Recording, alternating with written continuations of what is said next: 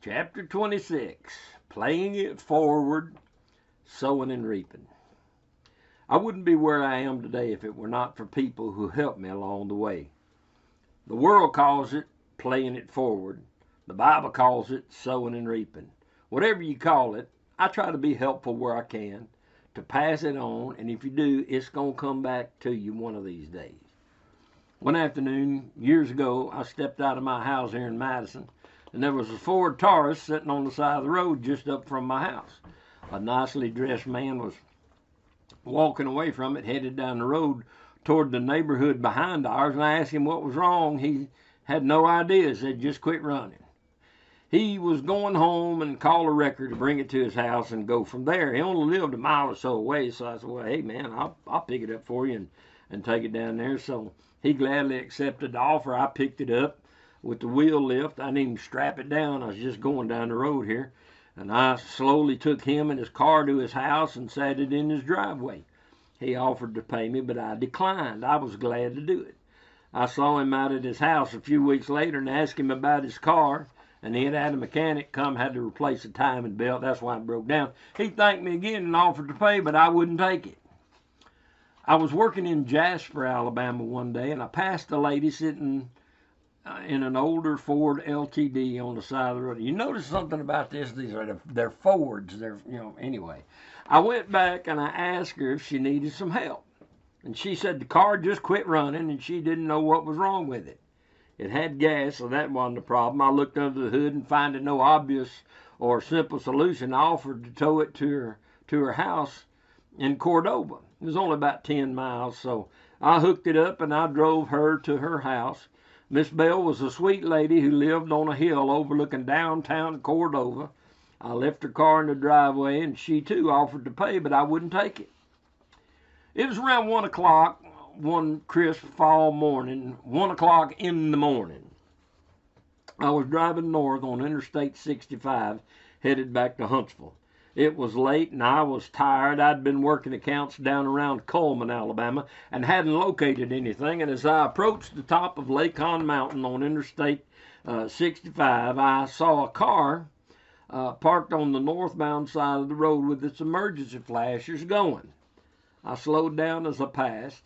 The hood was open of the Grand Prix, and there was 3 or 4 black guys standing there looking under the hood. Well, I pulled over and I backed up. They had no clue what was wrong, neither did I. It turns out they were on their way home from Birmingham and the car had died. I asked them where they were going. They told me they were from Huntsville. I said, well, I'm going to Huntsville too. Can I take the car to Huntsville for you? Yes, sir. They were all about that. But how are they going to get there? I told them if they wanted to ride in the back of my truck, I'd be glad to take them. I had a pickup truck then. I was using the pickup with a sling lift, and the inside was full of my stuff. But the 4 of them said they'd be glad to go. So they climbed in the back of my pickup truck, the wrecker.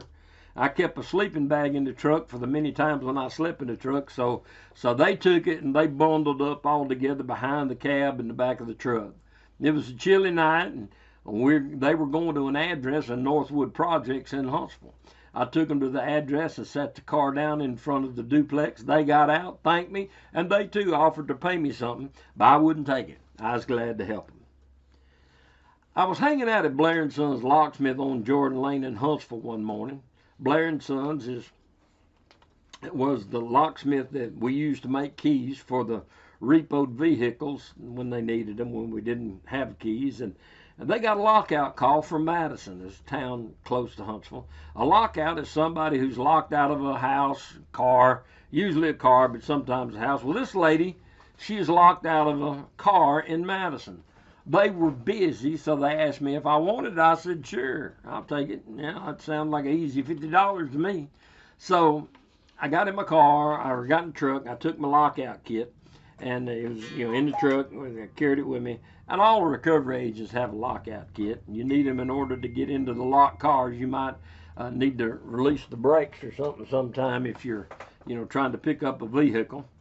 So I go out there and I went to the address. It was a nice newer house in a nice newer neighborhood at Madison's growing like crazy. And there was an old, and I mean old, Toyota sedan sitting in the driveway. I got out, and a young lady came out of the house. Her name was Jessie. She's in her early 20s, and she had called for the lockout service. This is her car, and she needed it unlocked. She had accidentally locked the keys in the car. And as I'm unlocking the car, I noticed that it was packed full of clothes and a couple of suitcases. It was full of stuff, blankets, pillows, and you could tell that she'd either been moving or living in the car. Well, I unlocked the car, and she paid me the $50, and I asked her if she minded if I asked her a personal question. She didn't care. So I asked her what was going on in her life. You know, why is all this stuff in the car? And we sat on the front porch, and she said she got herself in a situation that wasn't good. She had moved in with a boyfriend or something like that, and it wasn't working out, and in fact, it was getting worse. And we sat there on the front porch, and we talked. She said, yeah, she was a Christian. No, she hadn't been to church in a while. She was from a small town in Tennessee, just north of the Alabama line. And she started crying and cried most of the time. For the rest of the time, I sat there and talked to her. She knew that she'd made some bad choices, and she didn't really know what to do next. Well, I told her the story, you know, how that I'd messed my life up. I told her how I'd been a preacher and how I'd messed my life up several years ago. I'd made some bad choices, and I ended up homeless, sleeping on the floor in the back of a locksmith shop over there on Jordan Lane in Huntsville. And that's the people that she'd called, you know, why I happened to be there when she called at Blair and Son. I asked her if she had family, and she said, yes, she had a grandmother back in that little town that she was from. And I said, can you go home? And she said, yeah, I can go home. I can go to Granny's house. And I said, well, why don't you go home? And she just crying uncontrollably. And I said, Jessie, you need to go home. And I asked her if I could have prayer with her, and she said I could, and we prayed, and I prayed for Jessie and her situation. I prayed that she'd get her life straightened out, and I prayed that she'd have a great life back home, not here in this train wreck that's going on where she was at now. After I prayed with her, I took the $50 that she'd given me for the lockout, and I gave it back to her. And then I took $20 of my own money and gave it to her, and I said, this is for gas. Now, go home. And she said she would. I asked for her grandmother's number, and she gave me Granny's number, and when I left, I told Jessie, who'd stopped crying by now, she promised she'd go home.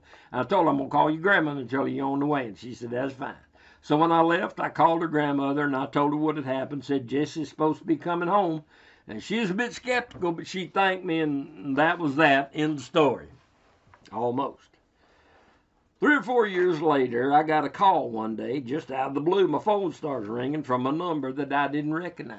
I answered the phone. She said, is this a preacher? I said, yeah. She said, this is Jessie. I said, Jessie? Who's Jessie? I don't know Jessie. Oh, yeah, Jessie. She said, well, preacher, she said, I went home that day we talked, and I got a job, and I got married, and I had a baby, and I was just waiting for her to say, and I named him Steve. Needless to say, I was overjoyed for her. We've kept in touch over the years. Sad to say, I lost her phone number when one of my grandsons dropped my cell phone into the toilet. But I think about her from time to time, and I'm thankful to have been able to kind of help and encourage her.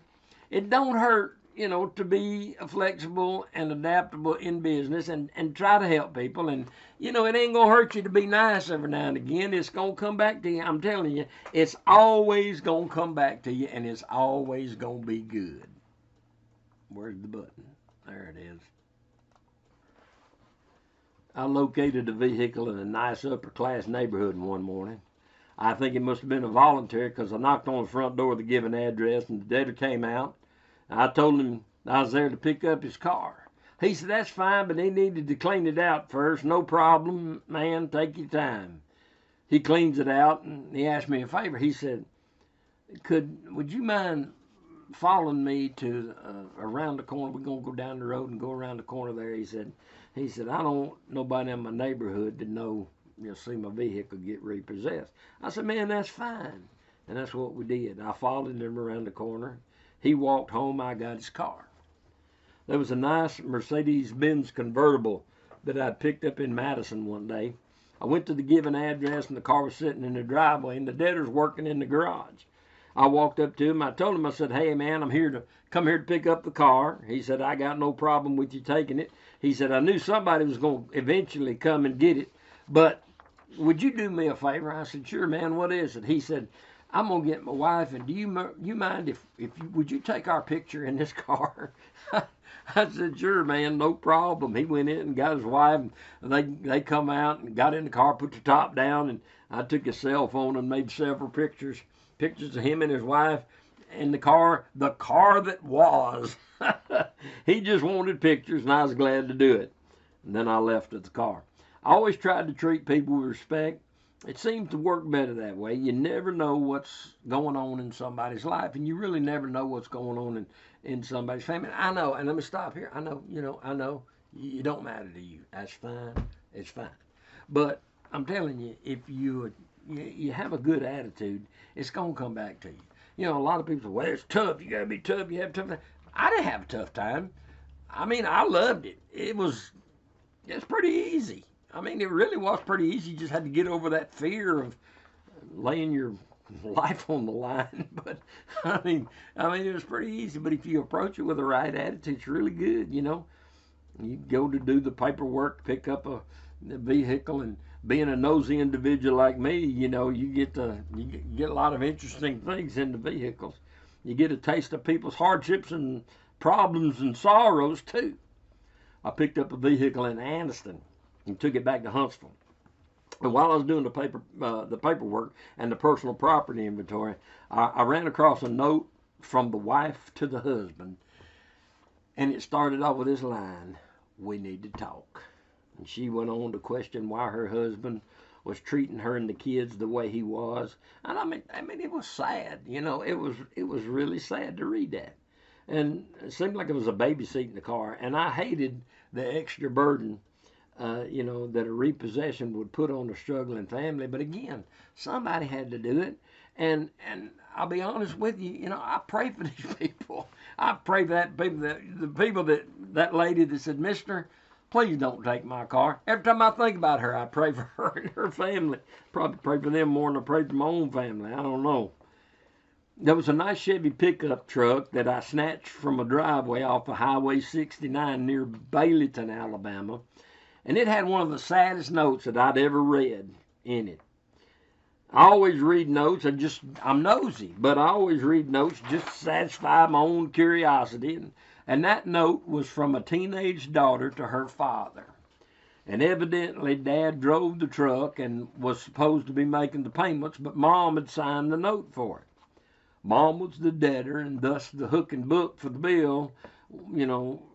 She's on the hook for the bill, and I did hook and book and leave with it, but Dad was the one who's supposed to be paying for it. And so the daughter was pouring her heart out to her dad, asking him what was going on in his life. She had never seen him act the way he was acting. He was walking around the house with a loaded pistol in his hand. I think he was threatening to shoot himself. And the note was, it was painfully sad. She begged him to go back to being the great dad that he had been for so long. She pleaded with him to give up whatever it was that was ruining their family. I don't know if it was drugs, alcohol, or another woman, but it was sad. Well, I did the paperwork on the vehicle. I completed my inventory and faxed everything to the office. And the debtor made an appointment to come pick up the truck the next day on a Tuesday, which was the regular day to release vehicles. So at 10 o'clock the next day, the debtor, the mom, she drove to the lot with her daughter to get the truck. The daughter's going to drive the car, and she's going to take the truck back. Mom gets out, and she comes over. It wasn't far from where they lived. And while Mom was talking to me and signing the paperwork and the release and things like that, I asked her, I said, have you read that note from your daughter? And she said she had. Now I told her, I said, "I'll be praying for you and your family." And she started crying. And then she thanked me and hugged me before getting in the truck and driving away. And I've always wondered what the daughter thought when she saw Mom hugging the repo man. It don't hurt to be nice if you can.